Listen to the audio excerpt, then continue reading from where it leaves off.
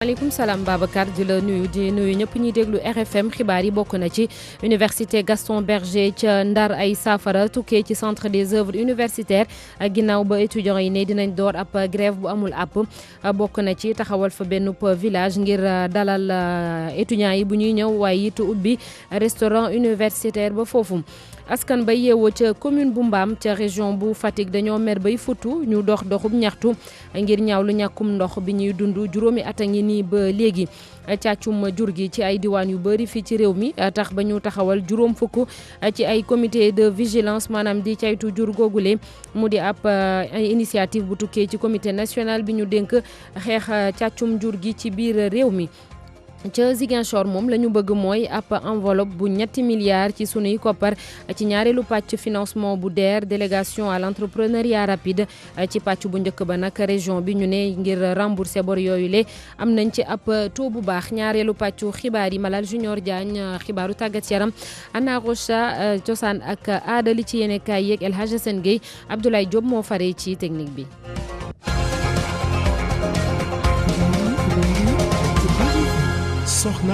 ginnaaw bañ leen nuyuwaatee ba noppi université Gaston Berger ba ca Ndar ñoom daa mel ni étudiants yeeg seen i xupp ne dañuy door ab grève bu amul app ñoom may nañ leen nopp bu baax a baax ñoom étudiants yi li ñu bëgg mooy doxalin bu yees bu baax rawatina services sociaux yi nekk foofule centre des œuvres universitaires yi jël na ci ay dogal ngir bañ ay jafe-jafe am fa lu ci mel ni ubbi campus sociaux yi fukki fan ak ñeent ci weeru octobre bi ñu nekk ak yeneen matukaay yu ñu jël étudiants yi door a ñëw ñu teel leen a ut fu ñuy dallu ak ubbi restaurant yi Umu Jagaan Ñang moom moo jàngat seenub bataaxal Umu Jagaan Ñang dinañ ànd ak moom ci kanam tuuti. gannaaw grève bu amul app bi coordination étudiant bu université Gaston Berger amal niki tey CROUS daal na si jël ay dogal lu jëm seen wàllum dëkkaay ñu ngi leen jagleel village bu campus 1 lu ko tàmbalee niki 1er octobre 2019 lu jëm seen wàllum lekk nag restaurant 2 lañ leen jagleel ba noppi lépp luñ fa jël ñoom ñoo ko daal di jël en charge service médical bi dina tàmbali ay liggéeyam niki jeudi centre œuvre universitaire bu Saint-Louis nag di xamal ay étudiants am yi fay yeewoo ne nañ def attention ba duñu dem ci village universitaire yi nga xamante ne ña ngi fay amal ay opération désinfection mbaa désinsectisation texte di leen yëgal ni campus sociaux wu année universitaire 2019 ak 2020 dina tàmbali ubbi ay buntam niki lundi 14 octobre 2019 bu juróom benn waxtu si ngoon jotee étudiants yi amoon ay néeg niki année bi dinañ ca mën a dellu gannaaw bu ñu rempliré formalité yi ci service bi mu yitteel bu ñu sukkandikoo ci centre œuvre universitaire bu Saint-Louis. ñu wutali ca région bu Fatick ñi dëkk ci juróom-ñetti village bokk ca commune bu Mbaam démb ñu ngi woon ca mbedd mi ngir wane li leen naqari seenub commune dafa may jafe-jafe ci wàllum ndox daanaka juróomi at a ngi nii ba léegi te loolee am na ay njeexital ci seen i yëngu-yëngu ci wàllum koom ci diwaan boobule teg ci forage bu Mbaam ca boppam sax moom mooy jox ndox commune bu Foundiougne benn at a ngi nii Aminata Goudiaby. ndox la ñu bëgg mbam dafa mar loolu lañ doon yuuxu ci séeréer ci mbedd yi nga xam ne ñoom ñoo nekk ci seen commune boobule jafe-jafe jot ci ndox nag ñoom nee ñu atu 2014 ba léegi lañ koy am gannaaw ba nga xamee ni forage yu Thiaré bi nga xam ne moom moo leen doon jox ndox dafa pann Jigaan Thiaré moom moo yor kàddu askanu mbam gi nga xam ni ñoom ñoo doon wane seenuk mer. dañoo mar ndox lañ bëgg première doléance ndox jusqu'à la dernière doléance ndox parce que mënatoo sangu ñaari yoon mbaa ñetti yoon benn yoon rek parce que ndox mi du pour sangu kase togg yaa ngi fii leneen yaa ngi fii. mbam nag ab population bu 15 000 habitants la ñu tas leen ci juróom-ñetti village yooyu nag bu ci nekk ñaari borne fontaine rek moo fa nekk Jigaan Thiaré di wax ne ndox mi doyul dara moom itam mi ngi ñuy xamal yeneen jafe-jafe yoo xam ni ñoom ñoo waral ndox ñàkk foofee ca mbam. forage bi gasoon nañ ko mais ndox mi dafa mu da am xorom loolu moo indi woon problème bi ñu gas passé mbite yéen buñ ko gasee nag ñu raccordé ko mu ñëw ba fii mais affaire bi doyul donc ñun am nañ forage loolu on loue les efforts état bi jëlee un village comme mbam ay gaage village yu ngand la ñaari robinet vraiment doyul. li mu indi nag mooy jigéen ñi ak itam ndaw ñi dañuy def ay kilomètres di dem ci yeneen dëkk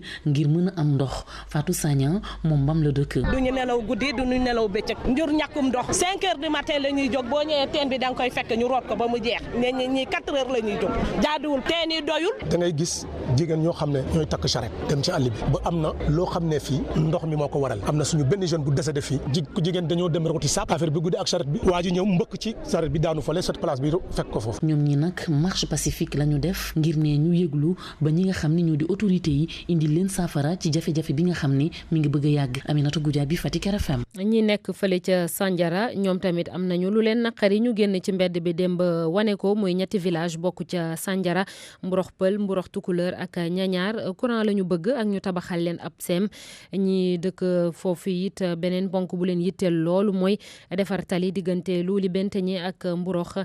teg ci dañoo jàpp ni maire bu Sandiara boobu ba léegi lépp lu mu waxaale ak ñoom defu ci lenn. Abdourahmane Diallo moo ñu teewal ca département bu Mbour. ñi dëkkee Mborox Pël Mborox Tukulër ak Ñaañaar daal di wàcc ci tali yi village yi nga xam ni ci commune Sandiara la bokk dara amu fa. Fatma Gueye mooy wax seeni kàddu. ñun sonn nañu toqi nañu amuñu courant te courant rek moo ñu tax a jóg amuñu machine wal amuñu machine soq ndax ñàkk courant xale yu góor yi ak xale jigéen ñi bu ñu dee jàng seen bi sooy na lool te jamono ji naqari nañ ku sa doom tàggu ne la maa ngi jàngi ñu yaakaar ni doo dikk bu guddee du mën a jàngale son ndax sonn suñu hôpital a ngi nii ba mu paree ba tey karoon nañu ko defar nañu bunt yi defar nañu yëpp mënu ñoo fexe ba hôpital boobu suñu yoon waa ngi nii kenn defaru ko suñu yoon bi dañuy dem marché oto yi dinañu rëng-rëngee bu nga xam ne buñu dikkee kenn ku ne sa yaram day tas. ñu daal di takk seeni sagar yu xonq yor ay pancarte waa Mborox di xam le ni meeru Sandiara defu fa dara lu dul ay dige yu mu dul respecté. Moussa Fall ab notable la. li may wax ne nag je mets en défi Serigne Gueye Diop le maire Malick Gaye Aliou Ñing son adjoint ñoo ñëw fii ci dëkk bi ñaari yoon promettre ñu di courant ñu ñëw fii ne balaa 15 jours di ngeen am courant ba ñu ko waxee la ñu dem man nag ma toog fii laajal gune yaa ngi nii mujj na du ma génn ci dëkk bi ndax fu ma génn ñu ne ma pas courant a seen courant bi kañ lay ñëw man dinaa nekk mag mu leen mag fuuf ñu di ma fenloo ci samay biiri bopp ay kilifa la ñu mais duñu wax dëgg. bu ñu sukkandikoo ci waa Mborox Pël Mborox Tukulër ak Ñaañaar marche bi lenn rekk la ci seen xeex bi li ni mel sax a tax ñuy ñaan njiitu réew mi mu bàyyi leen xel ci PUDC bi. RFM Mbour Abdourahmane Diallo. ba léegi askan wi ak li leen yitteel lu ëpp juróom fukk ci ay comité de vigilance teg nañ leen ci Sénégal ngir rek xeex càccum njur gi association nationale bi xeex càcc boobule jóg na taxaw ngir loolee daal di fiy jógee ñu ne it dinañ taxawal benn plan d'action ay pexe maanaam ànd ci ak projet d'appui au pastoralisme démb bëri na ay comité de vigilance mu di ay mbootaay yoo xam ne dañuy ubbi seen i gët di xool ci ay commune taxawal nañ leen fële ca diwaanu Koungheul ci benn assemblée générale. Oumar Ndiaye. ngir gën a am taxawaay ci sàccum jur gi ñoom mbootaayu association nationale de lutte contre le vol de bétail taxawal lu ëpp juróom fukk ak juróom-ñaari comité yoo xam ne ci gox-goxaan yi di lañ bëj def ko ti ñaawteef yooyu Aboubacar Biteye moo di président national de lutte contre le vol de bétail. li nga xam ne moom lañ ma jox gum recensement ci 2019 bi ëpp na fukki junney tat yoo xam ne région Kaffrine kese ñoom lañ ko jëlal mais loolu foog ñu wax ci déplacement wu jur gi dafa yomb kenn ku ne fu la neex nga déparé fu la neex nga fanaan fu la neex nga yendu loolu ba kañ nañ fexe ba kenn ku nekk boo déparé fa nga bàyyee ko am mesure accompagnement boo xam ne ci yaa ngi koy jëlee ci sa mairie wala gouverneur wala préfet bala ngaa ñëw ci commune bi nga ñëw fokk nga ñëw présenté wu ne man dama fi bëgg a nekk 3 mois 5 mois wala 4 mois sàcc duñ ay jinne duñ ay malaaka li ñu sàcc naawuñ ak moom ci suuf si la ñuy jaar nit ñoo koy jënd suñ fexe ba kenn ku nekk dëkk bu ne am comité waa dëkk ba ñoo koy tànn comité yooyu ñu monté woon 2500 la woon avant ñu dem Fanay Jëri wax nañ ne 80 villages la. xeex bi lu mel weetuñ ci ndax projet régional d'appui au pastoralisme PRAPS fas yéene la gunge dooleel leen ci ay matériel docteur Mame Diarra Diakhaté mooy chef d'antenne projet bu Koungheul. projet PRAPS dafa jóg àndandoo ak association bi PRAPS dina leen jàppale ci lépp loo xamante ne affaire formation la renforcement de capacité su paree ci loolu dina leen jox tamit matériel boo xamante ne nii lu ko mel ni bot lu ci mel ni ay soufflet ak lu ci mel ni ay lampe torche yoo xamante ni haute portée la. ci ay bis bii rek jot nañ fee taxawal lu ëpp juróom benn comité ci département bu Koungheul ak département bu Koumpentoum ngir fexe ba fànq pexe yi def ko ti ñaawteef yooyu fexe ba askan bi mën a nelaw ci jàmm. Kaffrine Omar Ndiaye RFM. ñu wutali ji bët Saalumu réew mi ci Ziguinchor foofee wax ci financement DER di délégation à l'entrepreneuriat rapide région bi nag li mu bëgg mooy ci ñaareelu pàcc bi ñu yokk xaalis bi ñu leen doon jox mu ñëw ba 2 milliards ci sunuy koom ndax dañoo gis ni ci pàcc bu njëkk boobule ñañu lebaloon yëpp daanaka ñu ci bëri dañoo delloo kon nag faaw ñu yokkal leen Lamine Ba ca Ziguinchor. lu wuteeg li nga xam ne nag nemmeeku nañ ko ci yeneen région yi Ziguinchor wane na taxawaay wu am solo solo ci lii di remboursement yi jóge ci financement wu DER bi lee mu doon ay xayma yi nga xam ne ñu ngi tukkee ci ki nga xam ne nag moo jiite délégation à l'entrepreneuriat rapide di Pape Amadou Sarr. rafetlu aussi le fait que région Ziguinchor mu ngi si kanam si maanaam remboursement yi tey 14% si financement yi rek ñoo mooy nit yoo xamante ne fayeguñu et loolu bu weesoo mun nañ ne Ziguinchor aussi performance économique yi am na importance ndax ni lu toll 1 milliard 100 millions dugal nañ ko si région bi en moins d'1 an te 700 millions rek lañ prévoir donc loolu dina tax ñu yaakaar ne bu soobee yàlla dinañ dugal lu toll 3 milliards si les deux prochaines année bii di ñëw 2019-2020 pour si secteur agriculture bi mbay mi napp mi ak sàmm. jéego yi am solo yi nga xam ne région bu Ziguinchor def na ko ci remboursement financement yi war na tax waa DER gën a yokk seen loxo ci seconde phase bi loolu di ay kàddu yu tikki ci gouverneur bu région bu Ziguinchor Guèye Diouf. ñu ñaaxaat rek waa DER ndax am nañu objectif pour que ñuy doubler enveloppe bi mais ñun dañ suñu plaidoyer dafay dem ba 3 milliards ba nga xamante ne war nañ ko mën a jagleel région Ziguinchor ndax région Ziguinchor dafa nekk région bu ñu war a liggéey dafa am tardement yu bëri yu mu amoon. Aimé Assine di njiital commission éducation bu assemblée nationale ñu woowoon ko ci atelier bi nag ndax élu département de Oussouye la nee ne am na ay pexe yi nga xam ne fas nañ ko yéene lal ba nga xam ne financement yi fi DER joxe daanaka lépp nañ ko remboursé ba mu jeex tàkk. Lamine Ba Ziguinchor rajo Futur Média. pour man RFM mooy rajo bi gën a jege askan wi. RFM rajo bi jaamu seen soxla. ñu waxaat ci hélicoptère armée bu Sénégal bi daanu woon fële ca Bangui aljuma ji weesu ba ñett ci ay soldats ñàkk ci seenub bakken kenn ca ñoom di capitaine Gorgui Foun moom nag bokk na ci kàddu yu mujj yu mu jébbal kii di magam kon mooy na fexe ba doomam bi mu fi bàyyi ñu yar ko ci yarinu Baye Fall njabootu capitaine boobule ba léegi mi ngi ci ab naqar yaayam ak ay magam yu góor ñoom nag di wax ni moom capitaine bi daanaka nit ku gëmoon la ku amoon diine teg ci ku bëgg njabootam loolu sunu correspondant ba ca Pikine Ndongo Ka demoon na ca kër ga reportage. Alioune Badara Foun nag di jooy rakkam ji mu ñàkk ba ci biir néegam sax nag boo ko fa fekkee xar kanam gu diis lañuy nemmeeku ci moom lu nu mel ñu mën a jàpp ni la ko waral moo di waxtaan wu mujj gënu amal ñoom ñaari fan laataa seen hélicoptère ba di daanu fële ca centre Afrique. baat bu ñu mujjee wax daal maanaam sama doom daal man dama ko defal ab Baye Fall ndax li mu bëgg jigéen muñ ko def si moom dama ko téel defal ma ko ab Baye Fall. xibaaru ko génn ko àdduna capitaine bu armée de l'air bi nag doon lu njaboot gi mënut a dékku ñii di ay magi Gorgui Foun yëf yi nag ëpp leen loxo di indi ay seede yu rafet ci seenu ko rakk. góoma ko woon dama ko jël ak mbettel gu métti métti et mu nekk nit koo xam ne àddunaam yëpp da ko consacré ci jullit yaayam jàng jaamu yàlla ñun loolu lañ ko xamee métti nit ñun trop métti nit ci famille bi yëpp jàngkat la woon gëmoon na boppam amoon na tamit lu mu bëggoon. liggéey bi daal moo ko intéressé woon quoi le travail nu muy documenté wu ci liggéeyam nu muy yokkee xam-xamam lenn rek man laa ko doon mos di reprocher il faut aller vers les gens tu as grandi am nga soxna léegi mag nga il faut nga apprendre à aller vers les personnes man boobu bu ma sañoon mel ni moom en tant que son grand frère. moom ndem si yàlla Gorgui Foun ay atam nag toll woon ci fanweer ñuy xam ne ni ba tey nekkoon na soldat bu jëloon lépp jox ko armée bi. dafa yóbbu woon drapeau dëkkam doon teewal dëkkam doon xeex